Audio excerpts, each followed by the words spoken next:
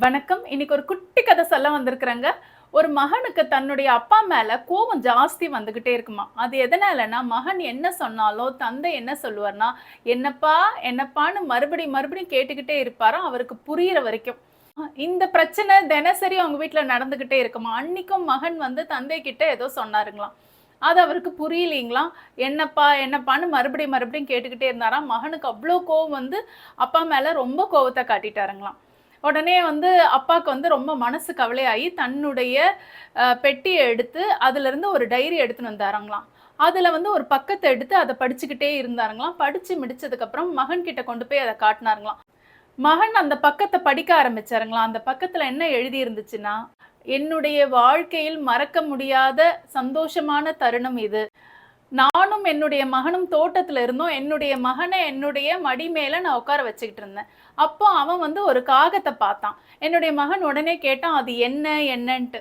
நான் உடனே சொன்னேன், "காகம்பா அது. அது வந்து காக்கான்னு கத்தும். அது ஒரு பறவை." அப்படின்னு சொன்னேன். மறுபடியும் மறுபடியும் என்னுடைய மகனுக்கு அந்த சிறு வயதுல புரியல. புரியாததுனால, "அது என்ன? அது என்ன? அது என்னன்னு?" கேட்டுக்கிட்டே இருந்தான். மறுபடியும் நானு பூரிச்சு போயி சந்தோஷமாயி அவன் எத்தன வாட்டி கேட்கிறானோ, அத்தன வாட்டியும் காகம், காகம், காகம்ன்னு சொல்லிக்கிட்டே இருந்தேன். இத படிச்ச மகனுக்கு கண்ணீர் நெறைய வந்துச்சுங்களாம். அவரால துக்கத்த தாள முடியலையாம். அதுக்கு அப்பா மகன பார்த்து சொன்னாருங்களாம், "நீ சின்ன வயசுல தெரியாத ஒரு விஷயத்த மறுபடியும் மறுபடியும் சொல்லி நான் சந்தோஷப்பட்டேன். ஆனா இந்த வயசான காலத்துல என்னுடைய காதுகள் சரியா கேட்கல. கேட்காத பட்சத்துல தான் உன்கிட்ட என்னப்பா, என்னப்பான்னு மறுபடியும் மறுபடியும் கேட்கிறேன்ப்பா.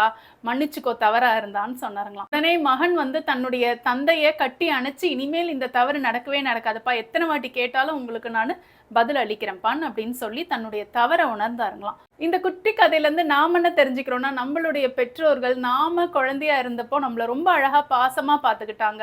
அதே பெற்றோர்கள் வயதான அப்புறம் நம்மளும் அதே மாதிரி அவங்கள குழந்தையா பாவிச்சு நம்ம பார்த்துக்கணுங்க. அவங்களுடைய வயதையும், இயலாமையும் நினைச்சு நம்ம அவங்கள நோகடிக்க வேண்டாங்க.